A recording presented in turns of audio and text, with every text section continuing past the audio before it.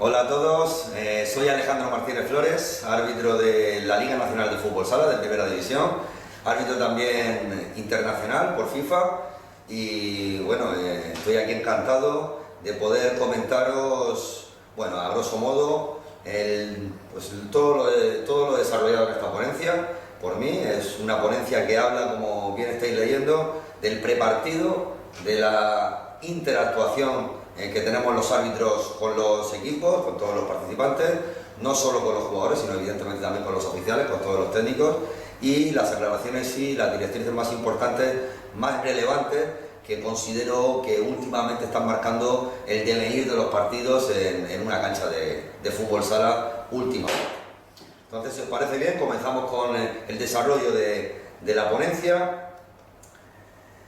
En primer lugar, deciros que, bueno, el árbitro de fútbol sala, quizás los jugadores, los técnicos, el propio público, pues no sabe hasta qué punto pues, mantiene una preparación con respecto al prepartido y al estudio antes de llegar a la instalación deportiva.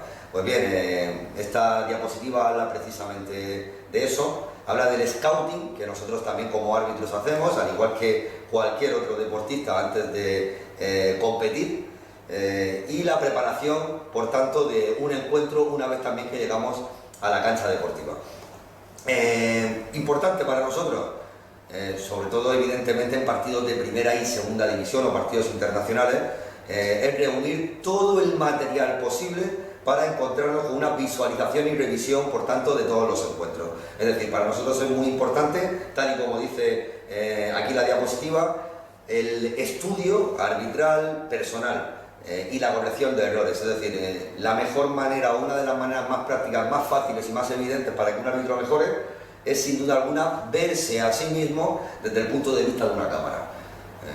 La verdad, la evolución es total, porque a nivel personal ya os puedo decir que simplemente viendo cómo hago una señalización de un saque de banda o cómo coloco el rasgo de la cara en una apreciación o en un diálogo con un jugador o un equipo, pues ya me estoy dando cuenta de si me gusta mucho, me gusta poco o puedo mejorarlo. Evidentemente esa corrección ayuda a que el árbitro mejore constantemente. El segundo punto importante para el scouting de un partido es el estudio, por supuesto, de los equipos participantes. Bueno, nosotros, al igual que los técnicos que tienen un partido a disputar contra otro rival, nosotros también tenemos que estudiar si queremos que el partido salga lo mejor posible, hacer una previsión de lo que puede ocurrir estudiando el funcionamiento de los equipos. Funcionamiento de los equipos en base a las fortalezas tácticas y al tipo de juego. Por ejemplo, es importante para el árbitro, si tengo que ir al Palau a arbitrar al Barcelona, pues sabré que últimamente el juego del Barcelona radica en gran porcentaje en el juego pivot, con Ferrao, y bueno, pues habrá que hacer una vigilancia un poco más exhaustiva con el compañero haciendo un gran trabajo de equipo para vigilar ese tipo de agarrones, enganchones, esas fricciones que hay entre pívot y cierre, por ejemplo. O el Pozo, que últimamente con Diego Gustosi está aplicando mucho una presión muy arriba, en 3/4 de la cancha. Bueno, pues esa presión tenemos que estar muy atentos a lo que ocurre dentro del área en la salida del balón del equipo que juega contra el Pozo de Murcia. Bueno, en fin, cosas muy lógicas, muy evidentes, pero que nos ayudan también a nosotros a focalizar un poco el encuentro de una manera un poco más específica. Y luego, evidentemente, también, bueno, no, eso por un lado, perdón, hasta ahí lo dejamos. No sé si tendrás que cortar algún fallo, pero bueno, hasta ahí. Pensaba que quedaba alguna otra cosa más que decir. Preparación de entrenamiento físico. Bueno, pues es evidente que la evolución del juego hoy en día nos exige a nosotros también estar muy preparados. El juego en fútbol sala ha crecido muchísimo. El exponente físico es importantísimo y los árbitros tienen que llegar a la zona, evidentemente. Una toma de decisión acertada por parte del árbitro, sin duda alguna, viene marcado por lo que tenemos aquí, por un éxito en la decisión. Es decir, buena posición equivale a éxito en la decisión. Un árbitro que llega tarde a una situación de juego donde puede haber una infracción, pues tiene mal ángulo, llega corriendo, llega fatigado y la toma de decisión lo normal es que sea errónea. Cansancio y fatiga, confusión y decisiones erróneas. Bueno, no hace falta ser psicólogo para tener en cuenta que si un cuerpo o una persona no está preparada físicamente, pues la cabeza funciona peor. Y en un árbitro, por supuesto, que tienes que tomar una decisión en tan solo un segundo, pues imaginaos. Hay que estar muy atento y muy fuerte físicamente, bueno, muy fuerte, por lo menos preparado físicamente para que esta toma de decisiones que hemos dicho anteriormente sea la más correcta, la más adecuada. Control emocional. Bueno, el control emocional es básico. Nosotros como árbitros, ya sabéis, estamos un poco siempre en ese ojo del huracán en el que, bueno, mediáticamente el público, pues somos un poco los jueces de las decisiones de la contienda en un partido en la que muchas veces pues el devenir de un resultado viene marcado por nuestras decisiones. Bueno, más o menos acertadamente por parte del público tenemos que encajar la crítica, tenemos que encajar el insulto de la grada, tenemos que encajar la presión que hay existente, que es bastante fuerte en esos momentos y que como podéis entender pues influye de una manera importante en nuestra mentalidad a la hora de arbitrar un partido. Primero, muy importante, evadirnos de todo ese entorno, focalizar toda nuestra concentración en lo que está pasando en la pista y a partir de ahí, evidentemente, si hay algún tipo de error o de situación en la que nosotros mismos creemos que nos hemos equivocado por la reacción del público, de los jugadores, de los oficiales, etcétera, no somos tontos, sabemos que podemos equivocarnos y por medio de esas reacciones podemos darnos cuenta.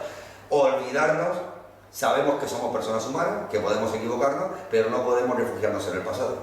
Tenemos que avanzar y la siguiente decisión es la que mentalmente tenemos que estar pensando en no me vuelvo a equivocar, esto empieza de nuevo y no puedo tener dos errores, con uno ya me vale. Por lo menos tener esa mentalidad siempre de no equivocarnos. Evitar los pensamientos negativos y, como digo, pues esa concentración de la que antes he mencionado. Una pregunta. Hablabas antes del scouting.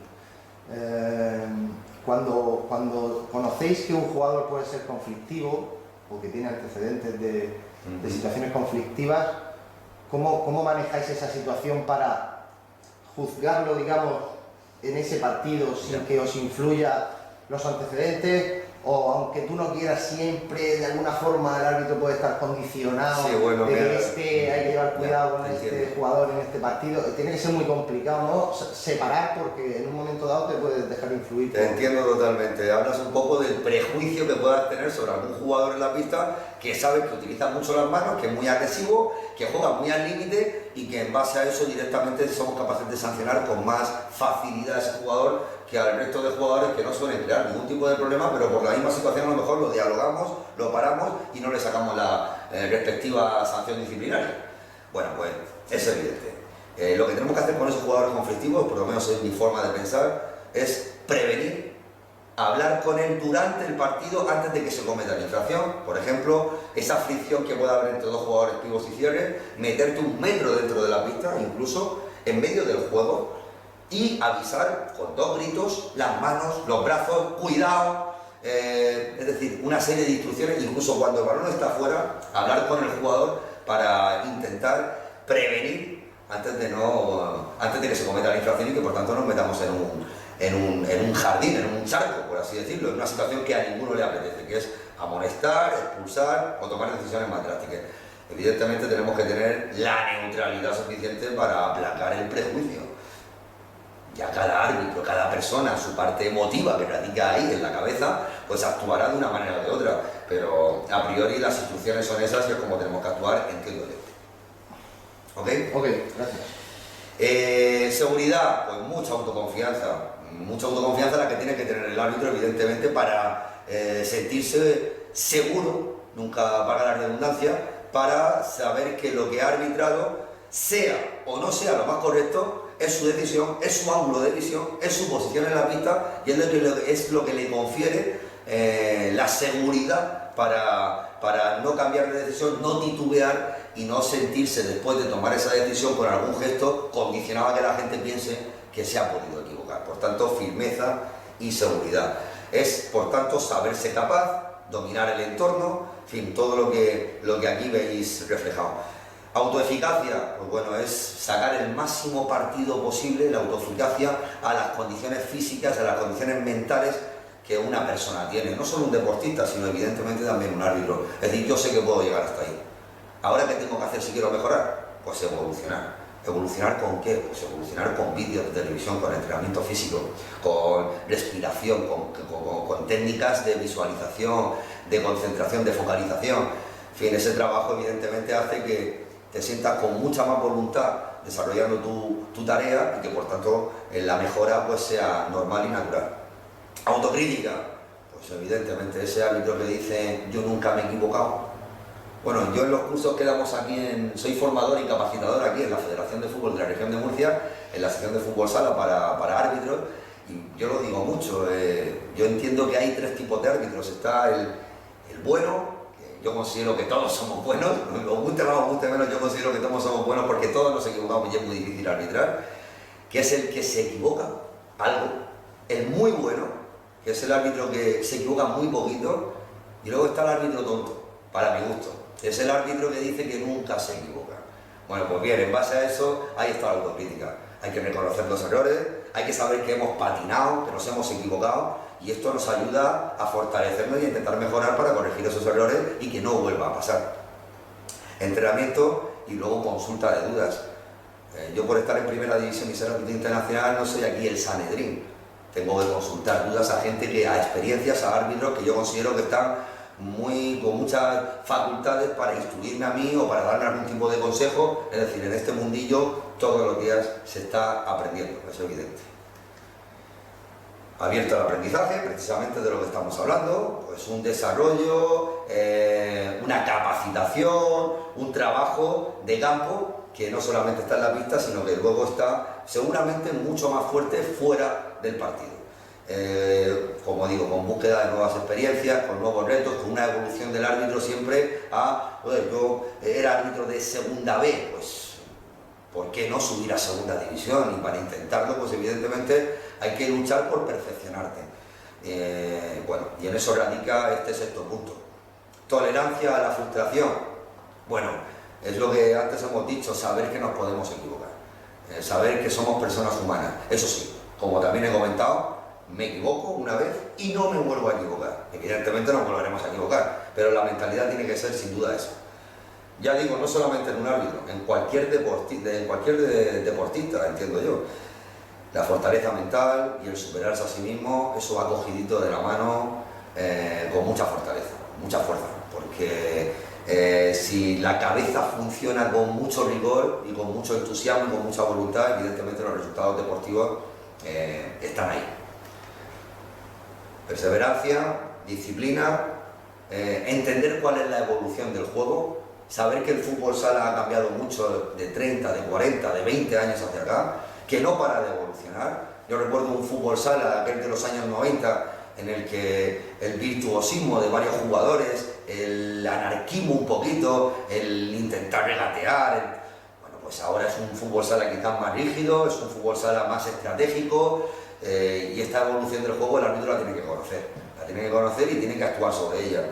Entrenamiento físico y mental, del que tanto estoy hablando, muy importante, y luego tener en cuenta que con nuestras capacidades, con nuestras destrezas, con nuestras virtudes y con nuestros defectos, nada es imposible y todo es realizable. Es cuestión de machacar, ponerse y tener mentalidad de poder llegar a conseguirlo. Luego llegan los resultados o no, pero por lo menos intentarlo porque todo es posible. Segunda parte de la ponencia, interactuación con los equipos. Bueno, segunda parte, una de las partes de la ponencia. Esta es la segunda, sí, la segunda de las 3 partes de las que consta esta ponencia. Nacho Garrido me hablaba de por qué no entablar algún tipo, en alguna ocasión en nuestra federación, en la Federación de Fútbol de la Región de Murcia, o en cualquier otro foro, algún tipo de relación entre oficiales, técnicos, entrenadores, jugadores incluso y árbitros, para conocer de cerca cómo podemos llegar a un acuerdo a la hora de entendernos verbalmente entre nosotros en un partido. De todos he sabido que ante la reacción de crítica o de protesta de un banquillo cuando se levanta porque no acata bien una decisión arbitral, la reacción del árbitro suele ser o miro para el otro lado, o si voy para allá es para expulsar a alguien, o para advertir de una forma enérgica, incluso a lo mejor dictatorial a veces, a alguno de sus miembros. Bueno, esa forma de entablar esta relación, pues quizás no sea en muchos casos la más correcta. Claro, todo esto viene sin duda alguna por la presión que va recibiendo el árbitro durante el partido, y cada uno emotivamente reacciona, como es lógico, como seres humanos que somos, de una manera. Bien, hay, bajo este prólogo que he hecho de la situación, hay tres tipos de lenguaje que utiliza el árbitro. Está evidentemente el más normal, el más utilizado, es el lenguaje mediante el silbato. Está el lenguaje corporal, ese lenguaje que utilizamos con el cuerpo a la hora de señalar un saque de esquina, un saque de banda, una falta, o el lenguaje verbal. El lenguaje verbal, que es el que quizás menos utilizamos, pero donde Nacho me decía habría que fortalecerlo quizás. Ese lenguaje un poco más natural entre deportistas, cada uno en su rango, que tienen que llegar a una conclusión que tiene que ser satisfactoria y adecuada para el buen devenir del partido. Mediante el silbato, pues como veis ahí, hilo de comunicación imperante en el fútbol sala. Silbato parece una tontería, pero no es lo mismo pitar, arbitrar o señalar un penalti con un pitido dudoso, con un pitido largo y potente y fuerte, a señalar un penalti dudoso, riguroso, pero que el árbitro lo ve claro, de una forma floja, tímida, timorata. Evidentemente la segunda opción se van a comer al árbitro. Por tanto, la comunicación con el silbato en cada una de las señalizaciones que tomamos en la pista es básica para transmitir al público y a todos los integrantes de un partido que la decisión es la correcta y la segura por el árbitro. Emisión de una señal, por tanto, fuerte, con decisión y seguridad. Lo explico mucho a los chavales en los cursos de arbitraje. Para empezar a arbitrar, siempre arbitrar fuerte. Poco a poco iremos modulando el tono del silbato acorde a la gravedad o no, o la claridad de la acción que hemos señalado. Pero al principio, señalar siempre con fuerza, y la experiencia ya notará otro tipo de tonalidad, como digo. Modular el sonido dependiendo del motivo de su uso. Lo que hemos dicho anteriormente, por ejemplo, con la señalación de un lanzamiento desde el punto de penalti. Como veis el gráfico ahí, el dibujito, pues ese es el segundo que tenemos para todo eso que veis ahí, esos tres verbos, que es ver, peritar la situación mentalmente y decidir. Bueno, un segundito, o ahí pone incluso menos de un segundo. Bueno, la cuestión es que tenemos que ser rápidos y audaces a la hora de señalar, porque si no la credibilidad pierde peso. Dime, Nacho. ¿Se ha valorado en algún momento que algún tipo de señal o código, cuando un árbitro, imagínate que ve una situación y no la tiene del todo clara, poder parar el partido y hacer consulta con el compañero?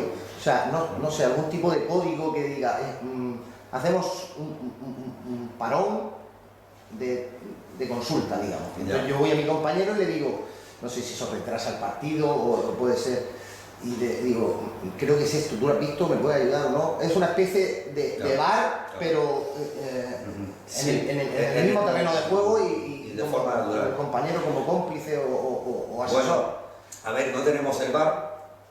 Se ha intentado instaurar en algún partido. Este año en la Supercopa de España femenina sí se utilizó. Se intentó utilizar el VAR también en la Copa de España, pero al final no pudo hacerse por distintos motivos burocráticos, por así decirlo.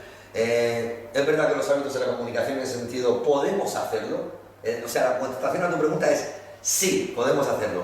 Pero lo importante es cómo y en qué momento. No podemos parar un partido o desacreditar a un árbitro, al compañero de la banda opuesta, porque ha señalado un saque de banda en una dirección cuando en realidad el otro compañero tiene la seguridad de que ha tocado en alguien y el saque de banda es para la otra. Esa desacreditación es positiva, es negativa para el devenir del partido, va a ser buena para el trabajo en equipo arbitral, o va a ser buena para el árbitro que rectifica, pero para el compañero que lo desacredita evidentemente no le va a venir bien. Bueno, todo eso hay que estudiarlo. Rectificaciones. Pero si el propio árbitro que ha tomado una decisión es el que toma la iniciativa de consultar porque no lo tiene claro, él mismo no es que lo esté desacreditando, se está dejando asesorar, ¿sabes lo que digo? Y yo creo que eso es bueno para los dos equipos, a lo mejor no un saque de banda, pero en situaciones a lo mejor más importantes, y decir, oye, pues mira, soy, como tú decías, somos personas, y en este caso tengo dudas, voy a consultarle a mi compañero por si lo ha visto mejor, que a lo mejor no lo ha visto mejor. Porque sí que se producen a veces situaciones que un árbitro pite una cosa y el otro árbitro te dice, yo he visto otra clara, pero si la ha pitado... Sí, incluso te lo está comentando a ti que estás en el banquillo. Yo no estoy de acuerdo con la decisión que ha tomado mi compañero. Sí, él la ha visto de allí y la ha pitado yo. Bueno, no pasa nada por perder 20 segundos y creo, no Sí. En la mejora de todo esto están los intercomunicadores, que cada vez estamos viéndolos mucho más en los partidos. Esos intercomunicadores ayudan mucho a, antes de seleccionar una señal, una dirección a la hora de tomar una decisión, el compañero te chiva un poco, oye, sacan blancos, o falta, o cesión, o oye, que no puede haber cesión, que no se la den al portero. En fin, ese tipo de instrucciones pueden venir bien durante el partido. Y luego lo que tú dices está siendo cierto 100%, y de hecho en los cursos lo decimos. Si en alguna ocasión un árbitro tiene que rectificar la situación del otro, lo idóneo sería que el propio árbitro que ha señalado sea el que se dé cuenta de que algo va mal y se asesore, se auxilie con la decisión del compañero. Se tardan 5, 10, 15, 20 segundos, se pone de acuerdo, una decisión firme, una decisión justa deportivamente hablando, y se cambia la decisión instantáneamente. Yo recuerdo situaciones en primera división hace unos años cuando en la cesión al portero venía marcada también por pasar del centro del campo o no pasar del centro del campo, no sé si os acordáis. Bueno, pues esa situación de pasar o no pasar, a veces pasaba un jugador con el balón, una vez que se la cedía al portero, pasaba medio metro y volvía atrás y se la daba al portero. Bueno, pues ese pasar del centro del campo hacía que se anulara la cesión. Yo recuerdo pitar tiros libres indirectos porque el compañero estaba con el portero, pero el otro árbitro estaba en la línea del centro del campo, marcando si pasaba o no. En el momento que el compañero señalaba tiro libre indirecto, el que mejor podía asesorarle sin duda era el que estaba colocado en el centro del campo. Y recuerdo rectificaciones donde, por cierto, rectificar es de sabios, y eso el público lo valoraba con aplausos. Paradójicamente, es decir, un error arbitral donde se rectifica y el público contento por la rectificación, como dando a entender, mira, reconoce que se ha equivocado y ha puesto un remedio justo deportivamente hablando. No sé si te he contestado, sí. pero se intenta, por lo menos se intenta. Lo que no podemos es tampoco continuamente estar rectificando decisiones, evidentemente. Señales arbitrales. Las señales arbitrales son las que tenemos comunes, como pone aquí, y unificadas, tanto para FIFA como para la Liga Nacional de Fútbol Sala, como para la Real Federación Española de Fútbol. Son las señales que marca el código que vemos aquí abajo, en estos dibujitos de aquí. Bueno, como digo, pues marcamos con esas, están unificadas. Un árbitro siempre tiene que hacer ese código de señales. No podemos salirnos, por así decirlo, de la guía. Es cierto que algún árbitro a veces lo habréis visto que dice balón para indicar que no ha habido falta. Bueno, en realidad nosotros esos gestos que están fuera de nuestro reglamento interno no podíamos en realidad utilizarlo. Pero bueno, a veces se utiliza para aclarar un poquito más las reglas del juego o lo que hemos señalado a los equipos. Y luego el lenguaje personal. El lenguaje personal, tal y como dice la palabra, es el que tiene cada uno personalmente. La manera de caminar, la forma de correr, el gesto de la cara, el diálogo, la tonalidad en el diálogo, el árbitro charlatán que habla de más o el que dice 4 cositas justitas y aclara la situación y poco más. Bueno, pues ese lenguaje es también muy importante. Yo considero que cada vez más en el mundo, no solamente en el fútbol sala, sino en cualquier disciplina deportiva. Del lenguaje verbal nos centramos diciendo que vamos a precisar un poquito este tipo de lenguaje. Es importante saber el espacio que tiene que haber entre los jugadores, los técnicos y el árbitro, y tener en cuenta que hay 3 tipos de lenguaje verbal. Está el lenguaje íntimo, ese lenguaje que es cara a cara, que a veces es para advertir al jugador que por ahí no, o a veces es para empatizar todavía mucho más con él. Es decir, como decimos los árbitros, intentar meterle un poco a ese jugador en cintura, empatizando con él para tranquilizar un poco su carácter ante una situación que a él evidentemente no le agrada. El personal, que es medio metro de distancia aproximadamente, y el social, que es 1 metro, que bueno, puede ser, como vemos aquí gráficos y fotografías, puede ser el sorteo antes de comenzar el partido protocolario de campos, o puede ser una situación para avisar que hemos tenido algún error arbitral o de cronometración, por ejemplo, y tenemos que entablar un diálogo social para aclarar la situación. Las situaciones y los momentos de uso, bueno, sobre todo es importantísimo el arbitraje preventivo. Es actuar antes de que suceda, prevenir con el diálogo, Como he dicho antes, esas situaciones de dos jugadores que antes de que suceda la acción, el árbitro está encima avisando que si ocurre cualquier tipo de roce por un lado o por otro, cualquier tipo de carga, vamos a señalar la falta correspondiente. Los diálogos, pues evidentemente si paramos el juego tienen que ser breves, concisos y muy cuidadosos. No podemos alargar, no podemos ser charlatanes, porque al final el jugador, el oficial, el público no es tonto. Árbitro charlatán que no para de hablar para intentar convencer a la gente. Bueno, evidentemente no es lo más adecuado. Y luego también reflexivo, sereno y con mucho control. Se intenta evitar que haya muchísimos aspamientos y muchísimos gestos sobrantes en medio de una conversación. El objetivo, por supuesto, en resumen, es evitar más infracciones. ¿Vemos algún ejemplo? Vamos a ver, algún ejemplo de diálogos. A ver si podemos... Aquí está, perfecto. Bueno, aquí... Cuando termine la jugada, el jugador número 13 protesta el que no le hayan señalado falta. Y hay un breve diálogo donde se le advierte que, bueno, que bajo su punto de vista, bajo el punto de vista del árbitro, no hay falta alguna y que lo que no puede hacer es protestar después de lo que considera el árbitro que no es falta, porque le puede costar tarjeta amarilla, evidentemente. Ahí con un apercibimiento es más que suficiente. Vemos un segundo caso.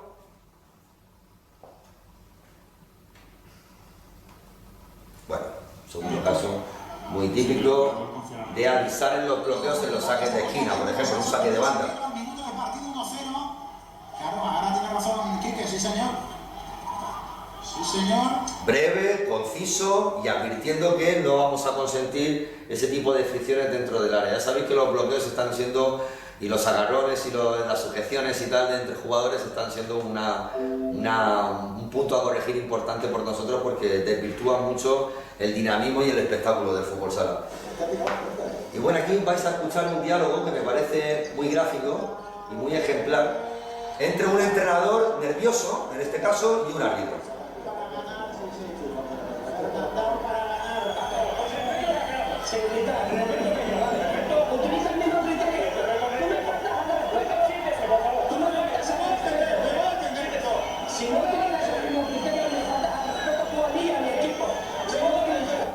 Bueno, un ejemplo gráfico de cómo el árbitro intenta darle las instrucciones de que tienen que calmarse, el entrenador evidentemente le dice cuál es su postura, y cuando el árbitro ve que ya no puede decirle mucho más porque lo único que puede conseguir es que se ponga aún más nervioso, se da la vuelta y atiende al jugador, porque evidentemente estamos viendo que con más conversación no vamos a conseguir nada positivo, quizás. Por tanto, diálogos preventivos y arbitraje informativo, con diálogos aclaratorios, con mensajes de fácil comprensión y justicia deportiva, decidir, eso sí, siempre en un segundo, en dos, en tres, con mucha diligencia, y, lo que hemos dicho antes, tranquilizar y empatizar con los jugadores para el buen devenir del espectáculo deportivo. Vamos a ver algún ejemplo. Se me abre la ventana esta siempre. Bueno, la cuestión es que se me ve. Esta jugadita es un poquito larga. De hace poco, de los playoffs por el título, de cuartos de final. Queda muy poco tiempo.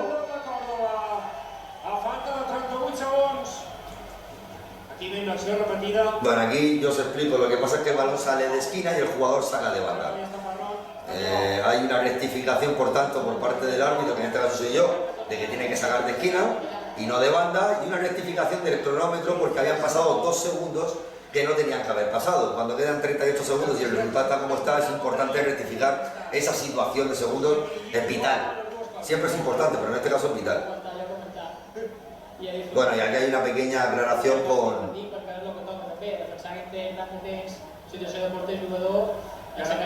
Bueno, claro, lo que se dice, 2 segundos y luego le das al botón de la consola de cronometración. Comunicación un poco con los delegados de cuál es la resolución arbitral y continuamos con el partido, ni más ni menos. No se parece mucho esto quizás a lo que tú me has preguntado antes, Nacho, pero por ahí van los tiros, intentar rectificar situaciones en las que hemos metido la pata.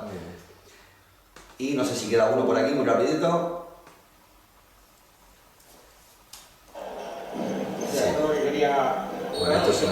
Es un bloqueo lo que estamos hablando, el juego de bloqueos, estamos muy avisados de que tenemos que rectificar todo esto. Están ahí los jugadores de Barça, pero Alejandro Martínez Flores está activo. El árbitro FIFA. Aquí yo pongo mi vídeo, claro, hablo de mi libro. Bueno, es un bloqueo y quizás sea poco, pero lo que no queremos es, bajo ningún concepto, que se nos escape el partido tolerando en más ese tipo de bloqueos, ese tocar, cortar y encontrarte con un bloqueo en el que ya te están poniendo las manos encima. Dime, Nacho. ¿Puedes explicar brevemente el criterio para los bloqueos? Porque sí. Nosotros, por ejemplo, en segunda vez, el 90% de los árbitros permiten los bloqueos en ciertas situaciones de juego, en acciones a balón parado, pero hay en concreto 2 árbitros que no permiten bloqueos. Y además cuando vamos a jugar decimos, este es el de los bloqueos. Claro, y cada vez que hay un bloqueo nos pita falta. Y entonces yo a veces le he dicho, explícame el criterio, porque no puede ser que el 90% de los árbitros permitan estas situaciones y vosotros 2 no. Son las instrucciones que tenemos, demás. Digo, pues es que no lo entiendo, porque yo entiendo que todos nos piden falta en esto, o que ninguno, pero que haya esa diferencia. Claro, lo más difícil ahí es la unificación del criterio, porque unos sí y otros no, porque unos entienden el reglamento de una forma y la interpretación de ese bloqueo ilegal de una manera y otros no, cuando todos deberíamos saber cuándo es legal y cuándo no un bloqueo. Vamos a hablar de ello más adelante, ¿vale? Entonces, si quieres, o lo emplazamos a ello en 2 minutos, ¿vale? O si quieres te doy una relación. Perfecto. Lo vemos ahora, si te parece, lo tengo bien expuesto. 2 o 3 diapositivas más adelante. En resumen, bueno, perdonad un poco aquí el rollito, pero bueno, es un resumen.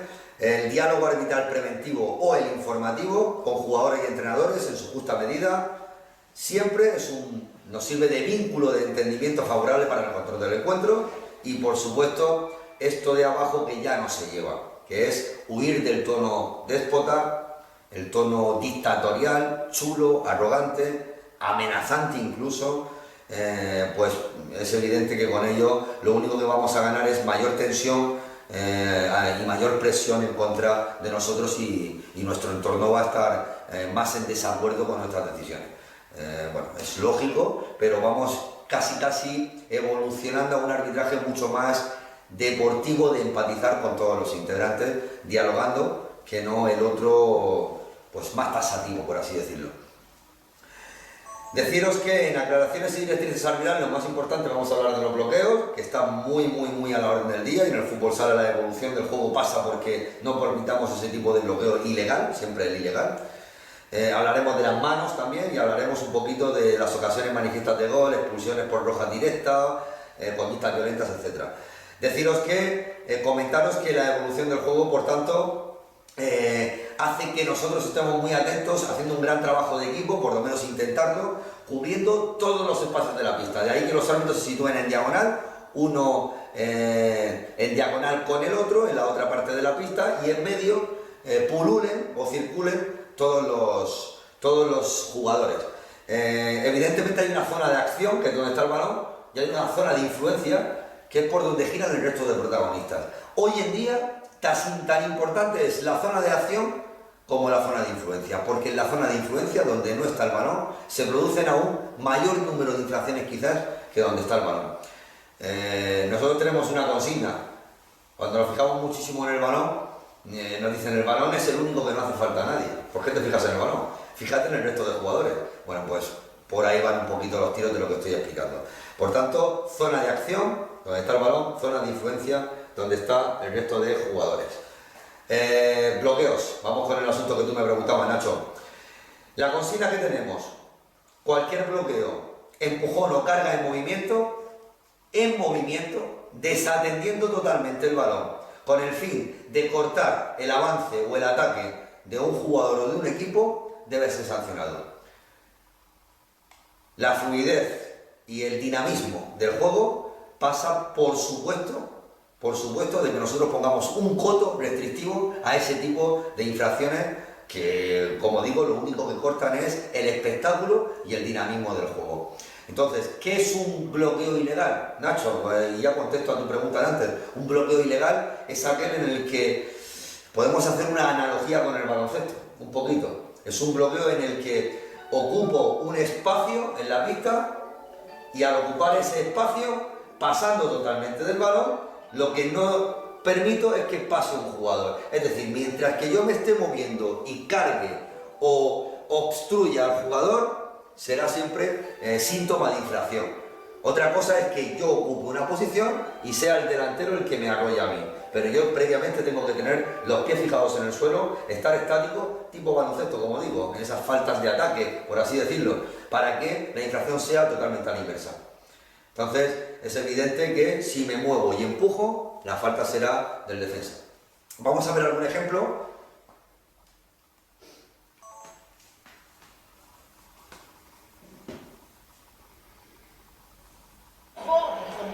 Bueno, esto es un bloqueo muy claro. Vamos a ver, lo pongo de nuevo. Es un bloqueo muy claro, toco y el jugador pasa totalmente del balón, cambia su dirección y bloquea al contrario. Por tanto, un bloqueo ilegal, quizás muy sencillo y muy fácil de ver. Vamos a ver algún otro más. Se me abre la ventanita siempre. Bueno. Un extraño. Uno preventivo en bloqueos y agarrones dentro del área en un saque de esquina. Tenemos la consigna a los árbitros desde el Comité Nacional de Árbitros de avisar, prevenir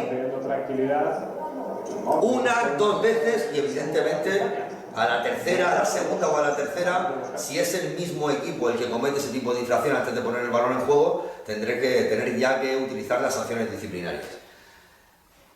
Pero ante todo, prevención, como he dicho antes, que es muy importante.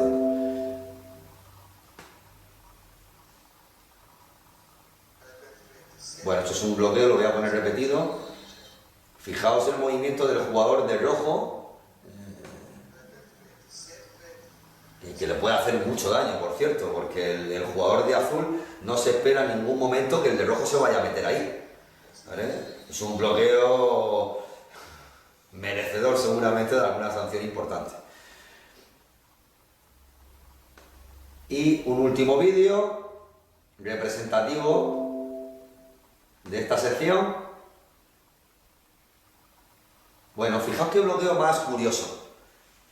Jugador de naranja sobre el jugador de blanco. Fijaos cómo ese bloqueo sería suficiente para ser sancionado con falta. Porque lo que pretende ahí el jugador de naranja es no jugar al fútbol sala, es simplemente que el otro no juegue. Y además con movimiento de piernas bloqueándolo. Otra cosa es que esté quieto. En el momento que se mueve y baile con él y no le deje pasar, pasando del balón, tiene que ser cortado de raíz. En ese bloqueo, si él coge la posición, no mueve los pies y su postura corporal es correcta, sería legal. Exactamente, es un poquito la analogía con el baloncesto. Es decir, el de naranja llega a la posición que estamos viendo ahora mismo y clava los pies, pero claro, tiene que ganar esa posición antes que llegue el de blanco. Tiene que ser previo. Y ya, exactamente, tiene que ser previo a lo que estamos viendo ahora. Esta situación, es que claro, el árbitro tiene que ir muy por delante, anticiparse a que puede pasar eso, porque como se te pase como pasa en esta jugada, al final pasa ese segundo en el que tienes que señalar la falta, llegas tarde y no la pitas. Y las consecuencias pueden ser un balón a la línea de fondo y una jugada que acabe en gol. Como mal mayor, que puede pasar, claro que puede pasar. Las manos, el criterio de las manos. Muchas veces nos preguntáis, oye, las manos, no entendemos el criterio que hay, las voluntarias, las involuntarias, cuáles se quitan, cuáles no. Bueno, deciros que de unos meses para acá, incluso se ha tocado el tema de las manos de rebote, esas manos que tocan en el jugador y sobre su propio cuerpo termina golpeando el balón en uno de sus brazos o en una de sus manos. Bueno, también ha sido retocado. Vamos a verlo en un segundo, lo vais a entender, es muy sencillo. Decir que las manos voluntarias, las deliberadas, las que un jugador toca adrede el balón, son sancionables, además con tarjeta amarilla y con tarjeta roja si, como aquí pone, OMG es ocasión manifiesta de gol, si evita con esa mano una ocasión manifiesta de gol. Y luego están las manos involuntarias. Las manos involuntarias se pitan, se señalan, se sancionan o no. Bueno, las manos involuntarias, todas aquellas manos que de una manera totalmente fortuita. El jugador toca el balón con uno de sus brazos, evitando, cortando la trayectoria de un pase o un tiro, tienen que ser sancionadas aunque sean involuntarias. De ahí viene que muchos jugadores ya dentro del área estén como en fútbol, cubriendo en fútbol sala con los brazos atrás, porque un accidente de ese tipo te puede costar el punto de penalti. Sin tarjeta, evidentemente. La involuntariedad no es sancionada con tarjeta amarilla, con esa disciplinaria, o con tarjeta roja. Una mano involuntaria puede ser tarjeta roja. ¿Cuándo? Pues cuando evita un gol. Un jugador que sobre la línea de gol le dan el brazo y evita un gol. No se sanciona con tarjeta roja, por tanto la expulsión por la mano, sino por evitar un gol, aunque sea de manera fortuita. Ahí podemos estar más o menos de acuerdo, pero nuestras reglas, nuestras directrices dicen eso. Ejemplos. Bueno, vamos a ver aquí algunas manos de todos los tipos. Mira, otra vez, se va. Fijaos. Bien ahí. Bien lo ha hecho. Vais a ver la repetición, es una mano pegada al cuerpo, pero puede ser voluntaria. Ahora lo vamos a ver repetido. Vale, esa mano es pegada al cuerpo, siempre... No, es que la llevo pegada. Sí, pero si tú haces el gesto de buscar el balón, es voluntaria. Por tanto, tarjeta amarilla incluso. Otra mano.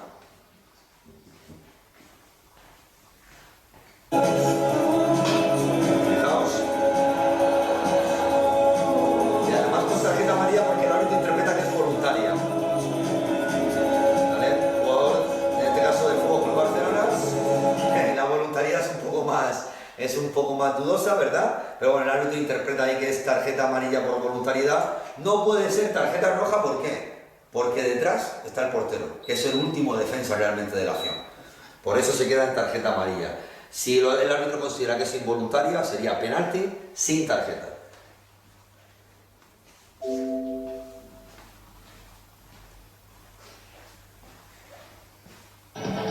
Bueno, a ver, esto es una ocasión manifiesta de gol.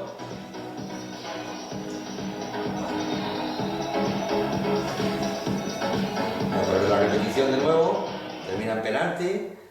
Repetición otra vez. Vais a ver cómo, en este caso, el jugador, el defensa, se tira hacia el suelo intentando tapar un espacio por el que tiene que pasar el balón. Esa mano sería merecedora de tarjeta roja, porque está evitando un gol. El portero está totalmente desplazado de la portería y la intención del jugador es evitar el gol, es evidente. A ver si quedan claros con estos vídeos un poquito el tema de las manos. A ver, ¿qué ha pasado por aquí? A ver si se abre este vídeo. Sí, aquí lo tenemos. Vamos a ver. Abriendo ahora.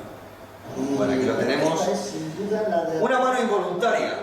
Una mano y punto. Debe ser sancionada. Si nosotros creemos que corta pase o tiro, sí tiene que ser sancionada. Nosotros aquí, el colegiado, el compañero aquí interpreta que con esa mano está cortando un pase a un compañero, por tanto, mano sin tarjeta.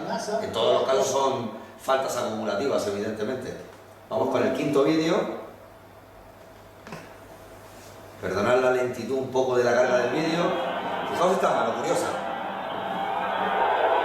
Es involuntaria, es totalmente involuntaria, pero el árbitro ahí tiene que interpretar si está cortando un pase o no. Y en base a eso, sancionar, o de modo contrario no señalar absolutamente nada. Yo creo que corta pase, porque hay un jugador de azul en el segundo palo. Involuntaria, totalmente. Sancionable porque corta un pase, yo creo que también. Penalti sin tarjeta amarilla porque es involuntario. Y el último vídeo.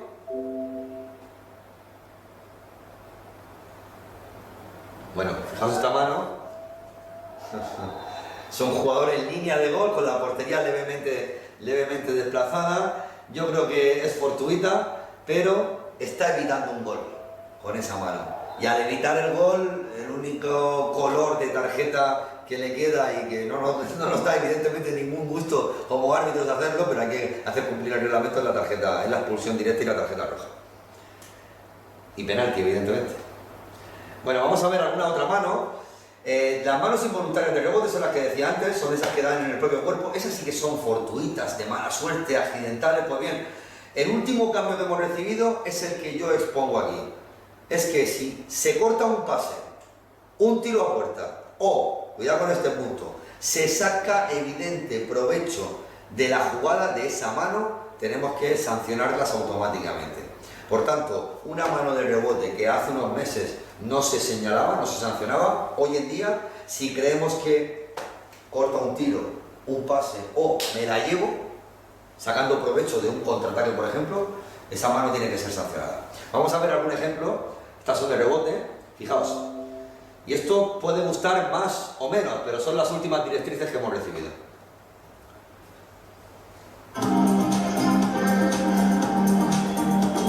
Mano muy complicada, pero el jugador de naranja, si os dais cuenta, está ocupando un espacio que se la está jugando, por así decirlo. Tiene que asumir el riesgo a sacar ese brazo arriba de que le pueden pitar penalti. Da seguramente en el muslo y luego le sube aquí. Detrás está la portería. Bueno, según el nuevo criterio sería penalti. Penalti sin tarjeta amarilla. Y es un accidente, es un rebote, pero hay que ir pensando, entiendo yo, en recoger un poco los brazos en esa jugadita dentro del área, es decir, recogerlos atrás o llevarlos muy pegados al cuerpo. Vamos a ver un segundo vídeo, espero que sean aclaratorios. Tapando todos los huecos. Atención ahora que está un poco más desequilibrada. Fijaos en la repetición ahora cómo toca en la rodilla primero y luego en la mano, rodilla y mano. Detrás de ese balón, de ese jugador, hay un jugador blanco, está cortando un pase. Por tanto, esa mano, aunque sea de rebote, es mano sancionable, sin tarjeta amarilla, por supuesto. Tercer vídeo. Fijaos este. Es complicado. Bueno, tenemos aquí varias repeticiones. El jugador de Brasil tenemos que entender si lo hace con voluntariedad o no. Eso es lo más complicado, meternos como árbitros en la cabeza de los jugadores. Es muy difícil. Las manos son evidentes y ya decidir si son de rebote, sacando provecho, no sacando provecho. Bueno, muy complicada, muy complicada. ¿Qué se pitó ahí? Ahí no se pitó nada, no se pitó nada. Esa ya lo dejo con el material y las instrucciones que estoy dando para que cada uno opine. Si lo hace adrede, evidentemente penalti, tarjeta amarilla. Yo tengo mis dudas de que lo haga adrede. Yo creo que su propia caída... Yo creo que va a apoyarse para levantarse y extiende el brazo. Y tropieza con el balón. Claro, es tan evidente la mano que... claro, si no arbitras esas manos, la verdad es que se forma un caos importante en la pista, porque es verdad que el público y los jugadores no llegan a entender cómo algo tan evidente no es sancionado. Bueno, y el último vídeo... Fijaos esta mano, fijaos, esto termina en gol. Y gol anulado. El árbitro interpreta que toca entre el pecho y los brazos del jugador. A ver si la repetición lo deja más claro. Ahora. Pecho y el árbitro interpreta que se ayuda con los brazos. Desde luego nuestra visión de nuestro ángulo de la jugada no es tan bueno como el que tiene el compañero. Bueno, habrá que creer evidentemente en lo que él ha visto. Anula el gol. Y lo último, hablar de las manos de protección. Unas manos que mucha gente a lo mejor desconoce, pero son muy lógicas, son muy evidentes. Tenemos una consigna desde hace muchos años de que las manos de protección no son sancionables. Ahora, ¿cuáles son las manos de protección? Pues bien, son aquellas que van pegadas al cuerpo y con las palmas de las manos hacia adentro.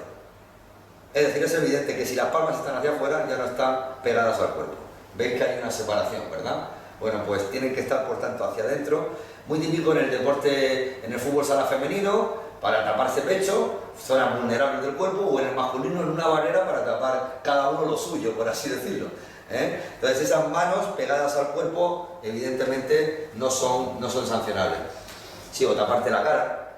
En el momento que saques así las manos, por mucho que te tapes la cara de forma intuitiva para protegerte, ya sería sancionable. Vamos a ver una mano. Por cierto, se pitó penalti en esta situación. Con las directrices que estoy dando no sería penalti.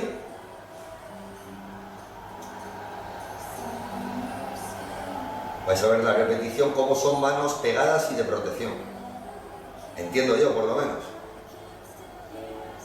Bueno, El árbitro a lo mejor interpreta que saca el brazo, bueno, esto ya sería cuestión, nosotros no contamos con repeticiones para ver las jugadas, evidentemente. Pitamos en un segundo. Ocasión manifiesta de gol. ¿Qué es una ocasión manifiesta de gol? Bien, aquí en competiciones nacionales en nuestro país, en la Liga Nacional de Fútbol Sala y en la Real Federación Española de Fútbol, una ocasión manifiesta de gol viene regida por 4 premisas. 4 premisas muy claras. Y tienen que confluir las 4 para que la tarjeta o la sanción disciplinaria sea de expulsión directa. Tiene que haber un control del balón por parte del jugador que recibe la falta. Tiene que haber al mismo tiempo una dirección buena a portería contraria. Tiene que haber una distancia a portería que el árbitro entienda que con todos esos factores esa distancia es la idónea para que la jugada acabe en gol. Y tiene que haber un número de defensores cercanos que pensemos nosotros como árbitros que no van a molestar o influir en la anotación del gol por parte del delantero.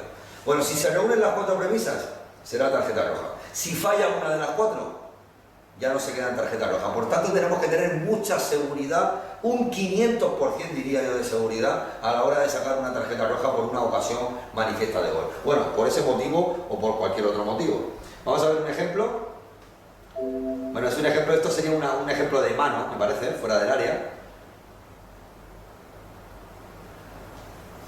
Bueno, es una mano fuera del área. Ahí. Ese balón, ¿dónde iba? Iba a portería. Aquí no hace falta los conceptos de control, distancia y número de defensores. Número de defensores, sí, no había ningún otro defensa detrás del portero. Por tanto, ahí la decisión tiene que ser inapelable, tiene que ser tarjeta roja. Y a nivel internacional para FIFA y para UEFA, el criterio del último defensa es distinto. Es decir, aquí en nuestro país, el último defensa es el portero. A nivel internacional, sin embargo, el último defensa es como en fútbol. Es el último defensa antes del portero. Entonces vamos a ver un ejemplo de lo que sería tarjeta roja a nivel internacional. Aquí en España esta jugada, repito, de modo aclaratorio, esta jugada que vamos a ver ahora sería tarjeta amarilla en nuestro país. ¿Perdón? Ahí, a nivel internacional, es tarjeta roja. Vamos a ver la repetida, va a ser muy rápido. Es un agarrón que empieza fuera y termina dentro del área. Eso sería tarjeta roja a nivel internacional. Por cierto, empieza fuera del agarrón y termina dentro del área, sería penalti. No es donde empieza, es donde acaba el agarrón. Tengo que adelantaros una cosa. A partir de, creo que es de ya, prácticamente de este mes, la International Board, que es el órgano que regula las reglas del juego a nivel internacional, parece que va a unificar el criterio con respecto a cómo lo hacemos en nuestro país. Es decir, a nivel internacional, el último defensa va a ser el portero. Y todo va a quedar resumido en esta frase: probabilidad máxima de gol. Es decir, los 4 conceptos de distancia, control, número de defensores y dirección, fuera. Ahora va a quedar todo englobado en un único apartado que veis ahí recuadrado. Es probabilidad máxima de gol. Cuando se comete una infracción con probabilidad máxima de gol, tenemos que expulsar al jugador de forma directa. 4 ejemplos muy claros. El primero, una jugada de portero-jugador, jugando de 5 el equipo de rojo.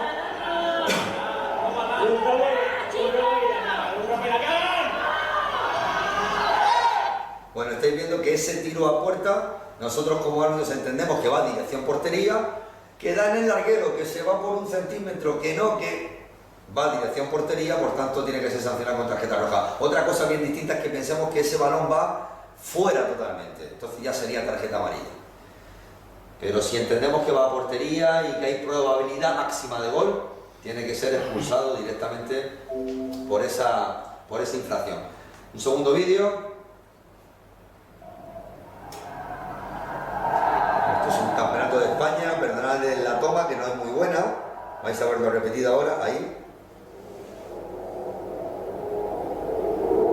Bueno, ahí podemos entender que el jugador, una vez que sale del regate, las tiene todas para meter gol, porque no tiene ningún otro defensa delante. Es verdad que aún le queda una pequeña distancia a portería. Bajo el nuevo criterio sería probabilidad máxima de gol y tarjeta roja. Por cierto, este jugador es expulsado en este partido, pero no por la ocasión manifiesta de gol, sino por juego brusco grave. Juego brusco grave. Si queréis la vemos repetida, es una patada peligrosa, puede lesionar al jugador. Lo sé porque la redacción del acta, bueno, me llegó, y no es por ocasión manifiesta de gol, sino por la patada abajo, sin intención de jugar el balón. No sé si el tercero o cuarto. Ay, perdón. Creo que es el... Me voy a probar aquí. Y si no cambio, vale, esto es otra. Esto es en la Liga Checa. Es evidente, es el último defensa, no hay más defensa, está la portería totalmente desguarnecida, tarjeta roja. Y el último...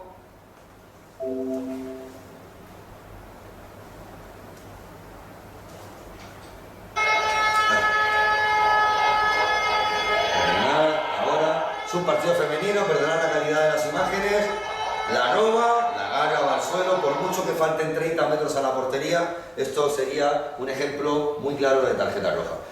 Continuad diciendo que, perdón, esto no es, ahora, las expulsiones directas es otro apartado que me gustaría hacer mención y con esto acabamos la ponencia. Los propósitos de la roja directa, incluso también de las sanciones disciplinarias por tarjeta amarilla, qué duda cabe que es la de proteger al jugador.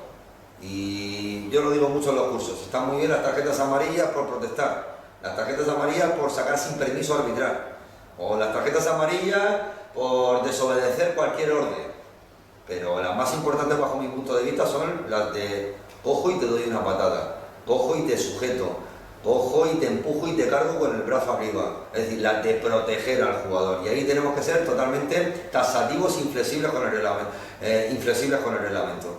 Por tanto, entended que proteger al jugador es la misión de este tipo de expulsiones y evitar confrontaciones o episodios violentos. No olvidemos que después de una tarjeta roja por conducta violenta, por ejemplo, o por juego brusco grave, como dejemos, se nos ocurra dejarle ir la ventaja, lo que nos vamos a encontrar en la siguiente va a ser una tangana espectacular. Entonces, dos tipos de tarjeta roja: juego brusco grave, conducta violenta,